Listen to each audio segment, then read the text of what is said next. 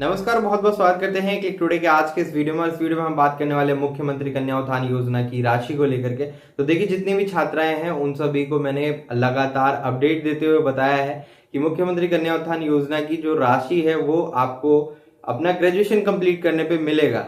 ठीक है, ऑथेंटिक है, पेमेंट जाता है अकाउंट में। जो भी छात्राएं बोलती है कि अरे ये तो बस हवाबाजी चल रही है, गवर्नमेंट जो है सिर्फ हम लोग को जो उल्लू बना रही है, वोट ले रही है, तो ऐसा कोई भी बात नहीं है। मैंने आपको बोला है कि आप अगर नियम के साथ चलेंगे तो पेमेंट आपको मिलेगा ही मिलेगा। थोड़ा टाइम लग सकता है लेकिन पेमेंट मिलेगा। देखिए, आपको पूर्व में कई रिपोर्ट्स दी गई हैं। पेमेंट की अगर हम बात करें तो आज बहुत सारी छात्राओं के खाते में 50,000 की राशि डायरेक्टली जो है क्रेडिट की गई है, डायरेक्ट बेनिफिट ट्रांसफर के थ्रू, जिसको मैंने कई बार बताया भी है कि बैंक सीडिंग स्टेटस आपके बैंक खाते पे होना अनिवार्य है। क्योंकि आप जो है रजिस्ट्रेशन के दौरान जो बैंक खाता दीजिएगा वो अगर एनपीसीआई से लिंक होगा तो आपका पेमेंट जो है जल्द से जल्द किया जाएगा। एक और बात, अगर आपका वेबसाइट के ऊपर नाम पॉपअप होकर के शो कर रहा है तो आपको रजिस्ट्रेशन ओपन होने का वेट करना है। अभी रजिस्ट्रेशन नहीं हो रहा है। अभी जिन्होंने पूर्व में रजिस्ट्रेशन किया था उनका पेमेंट वगैरह का प्रोसेस चल रहा है, और जिन भी छात्राओं का नाम नहीं ऐड हुआ था उनका नाम यूनिवर्सिटी की तरफ से ऐड किया जा रहा है। इसमें जो है 2018 से 21 सेशन की छात्राएं लाभ ले पाएंगी, 2019 से 22 सेशन की छात्राएं और 2020 से 23 सेशन की छात्राएं। ठीक है, 21 से 24 सेशन की छात्राएं भी हैं, उनको भी मिलेगा। लेकिन नियम लगाया गया है इसमें कि अगर आपका जुलाई तक रिजल्ट आ चुका है, जुलाई कह रहा हूं, जून तक अगर आपका रिजल्ट आ चुका है, जून 2024 तक, तो आपका नाम पोर्टल के ऊपर ऐड किया जाएगा। इसमें कई सारी क्राइटेरियाज होती है, लाइक आपका मार्कशीट होना चाहिए, उसके ऊपर मार्कशीट नंबर प्रिंटेड होना चाहिए, तभी आपका नाम जो पोर्टल के ऊपर एडेड होगा। तो 21 से 24 सेशन की छात्राएं एलएनएमयू की हैं, अगर आप अभी रिसेंटली पास आउट हुई हैं तो आपका मार्कशीट नंबर नहीं मिला है, मार्कशीट नहीं मिला है, इसलिए फिलहाल आप प्रतीक्षा करिए, आगे नोटिस आएगा, हम आपको अपडेट करेंगे। बाकी जो भी छात्राएं इंतजार कर रही है 2018 से 21 सेशन में, अगर आपका प्रमोशन लग गया था, आपका नाम नहीं ऐड हो पाया था, तो आप 5 तारीख तक अपने कॉलेज में जाकर के डॉक्यूमेंट सबमिट कर सकती हैं। या फिर 2019 से 22 सेशन की छात्राएं हैं तो आप 5 तारीख तक अपने कॉलेज में जाकर डॉक्यूमेंट को सबमिट कर दीजिए, जिससे कि आपका नाम जो है पोर्टल के ऊपर ऐड हो पाए। ये नोटिफिकेशन बिहार यूनिवर्सिटी मुजफ्फरपुर की ओर से जारी की गई है। अगर आप बिहार यूनिवर्सिटी मुजफ्फरपुर की छात्रा हैं तो आप 5 अगस्त तक अपने कॉलेज में जाकर डॉक्यूमेंट को जमा कर सकती है। डॉक्यूमेंट का जो आपको कॉपीज है कौन सा लगाना रहेगा, फाइनल ईयर मार्कशीट जो पार्ट 3 का मार्कशीट है उसका फोटोकॉपी, आधार कार्ड का फोटोकॉपी, रजिस्ट्रेशन स्लिप का फोटोकॉपी। आधार कार्ड के ऊपर आपको अपना जो है मोबाइल नंबर लिखना होगा और अपना जो है नीचे ईमेल आईडी लिखना रहेगा, और आपको अपने कॉलेज में जमा कर देना। उसके बाद आपका नाम जो एक्सेल शीट में भर करके यूनिवर्सिटी में जमा कर दिया जाएगा छात्र कल्याण विभाग में, जिससे कि आपका नाम ऐड हो पाए। 2020 से 23 सेशन की छात्राओं का नाम ऐड हो रहा है। हालांकि अभी बहुत सारी छात्राएं यूनिवर्सिटी डायरेक्ट पहुंच रही हैं, तो वहां पे जो है नोटिफिकेशन में लगा हुआ है कि अभी पोर्टल ओपन नहीं हुआ है, ओपन होते ही छात्राओं का नाम ऐड हो जाएगा।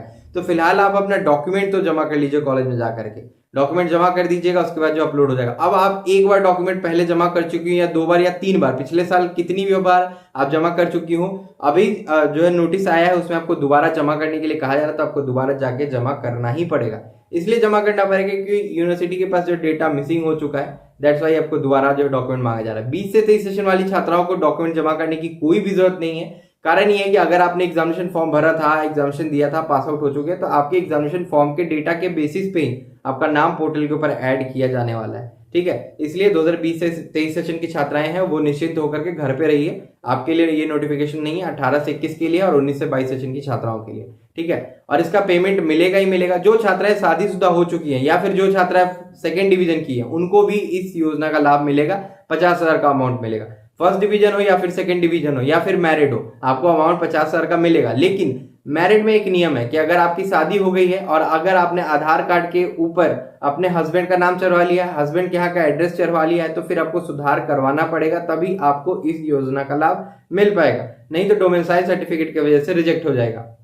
और आवासीय प्रमाण पत्र के ऊपर जो एड्रेस होगा वही आपके आधार कार्ड के ऊपर भी एड्रेस होना चाहिए। कुछ भी मिसमैच होता है तो डोमिसाइल सबसे पहले रिजेक्ट किया जाता है। ठीक है, और बैंक खाता जो आपका बिहार में ही खुला होना चाहिए और बिहार के फिजिकल बैंक में खुला होना चाहिए। ये नहीं कि एयरटेल पेमेंट बैंक दे देंगे भैया तो उससे हो जाएगा, ऐसा नहीं होगा, फिर आपका पेमेंट अटक जाएगा, ठीक है। और डीबीटी किस बैंक में है ये जरूर चेक कर ले यूआईडीआई की वेबसाइट से। इसके बारे में मैंने आपको पूर्व में कई बार बताया भी है, तो वेबसाइट के ऊपर जाकर के देख लीजिए। वेबसाइट का लिंक वीडियो के डिस्क्रिप्शन बॉक्स में दिया हुआ है, सारा इन्फो वहां पे लगा हुआ है, तो उस तरीके से आप जो चेक कर सकती है। जिनका नाम पोर्टल के ऊपर एडेड है, बस आप रजिस्ट्रेशन ओपन होने का वेट करिए। ओपन होता है तो हम आपको बताएंगे और हमारे द्वारा फॉर्म भरवाया जाएगा, यानी कि आपका जो कन्या उत्थान वाला फॉर्म है वो आपका डिटेल्स लेने का भर दिया जाएगा, ठीक है। इसके लिए कुछ नॉमिनल चार्जेस आपको 100 रुपए 150 रुपए पेमेंट करने पड़ सकते हैं। अगर हम बात करें बीते साल की 2023 में हमने जो है तकरीबन 150 से 200 फॉर्म जो है भरे थे छात्राओं के, जिसमें से 150 छात्राओं के पेमेंट तो आ गए, 50 छात्राओं के पेमेंट नहीं आए थे। 50 छात्राओं के पेमेंट क्यों नहीं आए थे? तो उनका बैंक सीडिंग स्टेटस में बार बार कहा उनको कि आप एक बार बैंक सीडिंग करवा लीजिए बैंक जाकर के अपने, लेकिन उन्होंने नहीं करवाया। तो नहीं करवाने का नतीजा ये हुआ कि उनका पेमेंट नहीं आया, पेमेंट फेल्ड हो गया जब पेमेंट उनका इनिशिएट किया गया। आज भी जो है एजुकेशन डिपार्टमेंट पेमेंट इनिशिएट की है, बहुत सारी छात्राओं का बैंक सीडिंग बीच में बदल गया, जिसकी वजह से उनका पेमेंट जो है रिवर्ट हो गया एजुकेशन डिपार्टमेंट के पास। बीच में बदलना क्या होता है? लाइक मान लीजिए रजिस्ट्रेशन के दौरान आपने जो बैंक खाता दिया, उस टाइम पे वो बैंक खाता सीडेड है एनपीसीआई की वेबसाइट से, यानी कि यूआईडीआई की वेबसाइट पे वो बैंक से सीडेड है, ठीक है। बीच में आपने जो है किसी अदर बैंक में जाके खाता खुलवा लिया। मान लीजिए पहले आपका खाता था इंडियन पोस्ट पेमेंट बैंक में, वही खाता आपने रजिस्ट्रेशन के दौरान दिया और उसके बाद जो अब आपको पता नहीं किसी कारणवश कोई जरूरत आन पड़ी हो, दिल्ली में हो आप या कहीं और हो, आपने एसबीआई में खाता खुलवा लिया। जैसे ही आप नया खाता खुलवाइएगा वहां पे आपका बैंक सीडिंग हो जाएगा।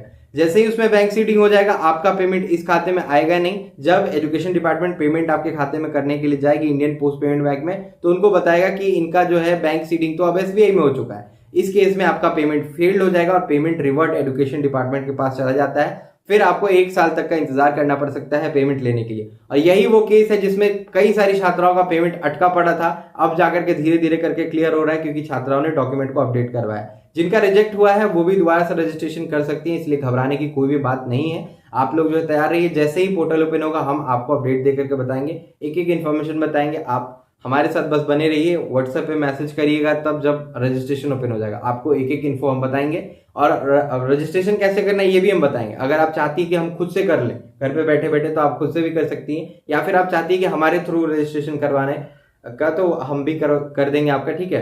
किसी प्रकार का इश्यूज नहीं आएगा। आपको फाइनल सबमिशन से पहले जो है आपको फोटो भेज करके बताया जाएगा कि देखिए आपका डिटेल्स सही है कि नहीं, मैच कर लीजिए। अगर आप उसमें कुछ भी गड़बड़ रहता है, आप नहीं मैच करती हैं और ओके कर देती हैं, हमारे तरफ से सबमिट हो जाता है, तो फिर आप एडिट नहीं कर सकती उस फॉर्म को। इस बात की जानकारी मैं आपको दे देना चाहता हूं।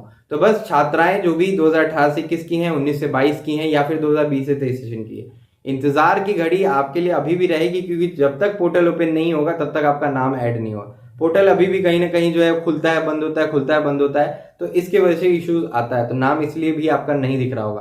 तो आपको इंतजार अभी करना पड़ सकता है। 15 अगस्त तक डेट है, ये डेट आगे एक्सटेंड होगा, ये मैं आपको भरोसा दिला रहा हूं।